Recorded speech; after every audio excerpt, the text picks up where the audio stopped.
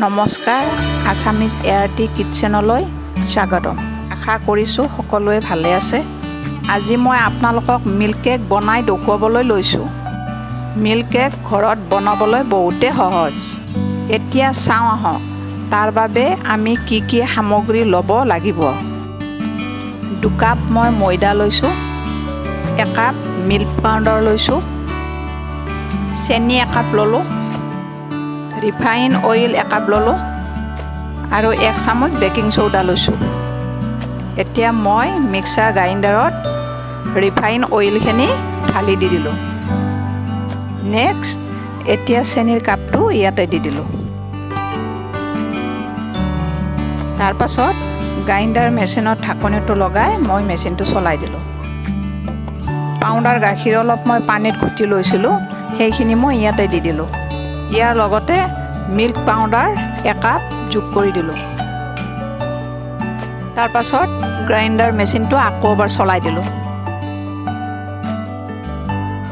ময়দা 2 কাপ ইয়াতে যোগ কৰি দিলোঁ। যদি আপোনালোকে মোৰ চেনেলটো ছাবস্ক্ৰাইব কৰা নাই, ছাবস্ক্ৰাইব কৰি ল'ব। থকা বেল আইকনটো টিপি দিব যাতে আপোনালোকে মোৰ ভিডিঅ'বোৰ চাই থাকিব পাৰে। বেকিং চ'ডা 1 চামুচ দিলোঁ।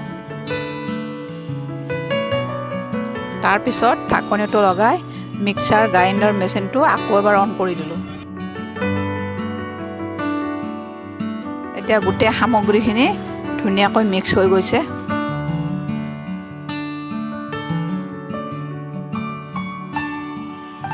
অভেনৰ বাতিটোত মই ভালদৰে ৰিফাইন তেল চাৰিওফালে লগাই ল'লোঁ।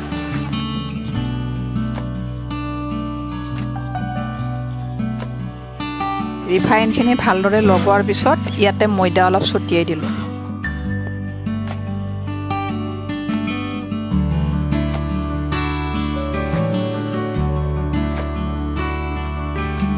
তাৰ পাছত কেক বনাবলৈ লোৱা মিক্সাৰখিনি অভেনৰ বাতিটোত বাকি ল'লোঁ।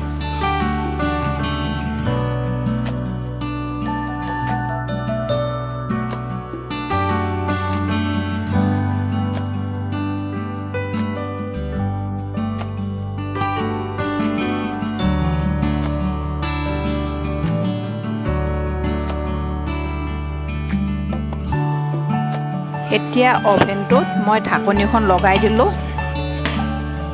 এনেকুৱা অভেনত অন কৰাৰ পিছত 1 আৱাৰ থাকিব লাগিব।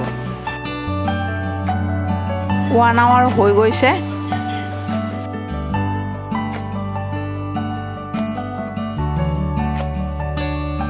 অভেনৰ পৰা কেকটো উলিওৱাৰ পাছত ডিপ ফ্ৰিজত 5-10 মিনিট থৈ দিব।